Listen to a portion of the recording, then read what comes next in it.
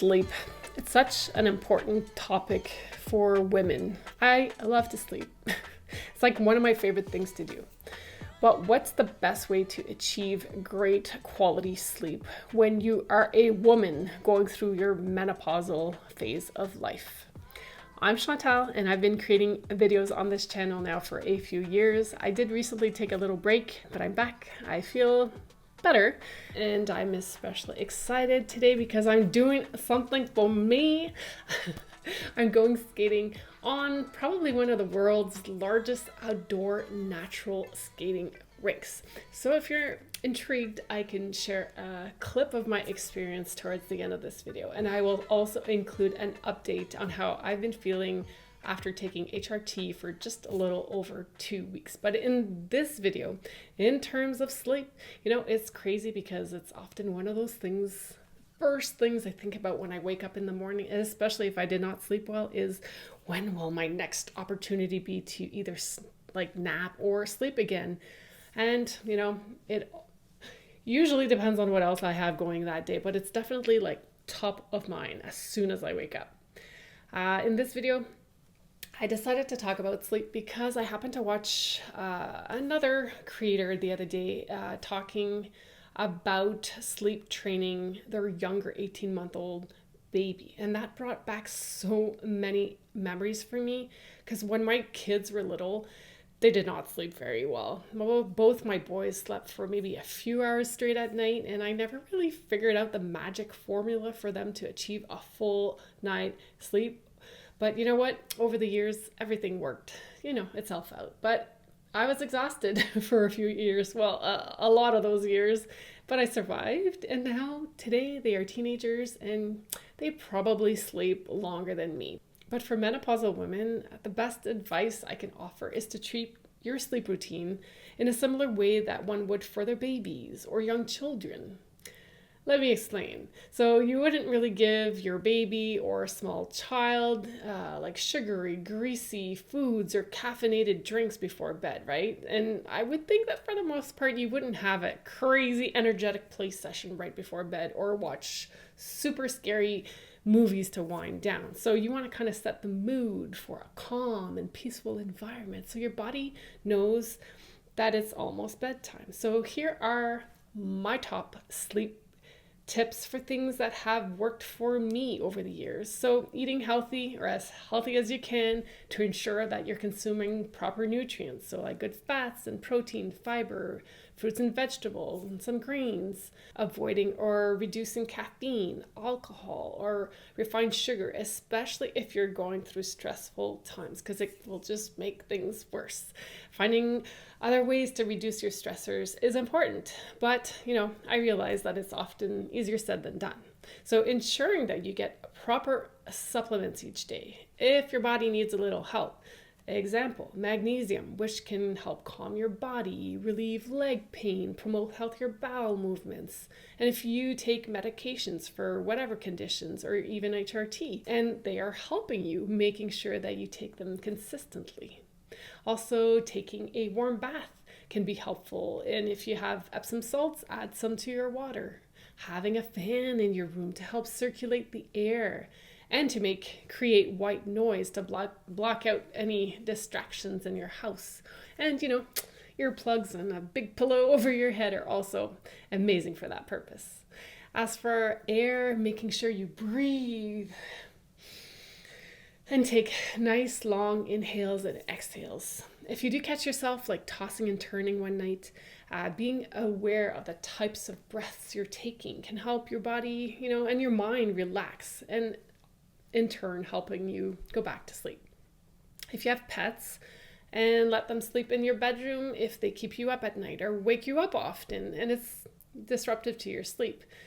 Set them up somewhere else in your house. You know what? You'll be happier and they will be fine in the long run. And if you have allergies, doing so can also be ideal.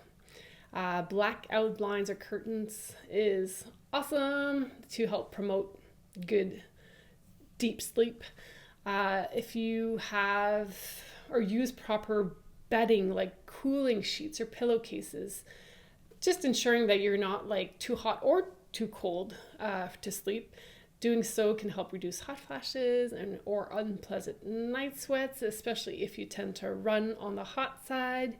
Avoid strenuous exercise throughout the day or right before bed.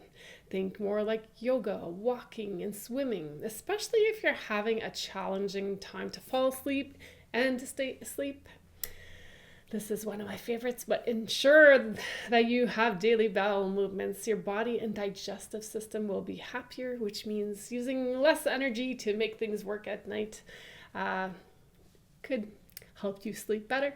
Lastly, for young children, parents might read books or stories to them, but maybe for yourself, that means choosing to write in a journal instead of reaching for an electronic device that could hype you up even more before sleep. But if you find yourself too tired to write for longer periods of time, I'll include a link in the video's description of my newest menopause notebook.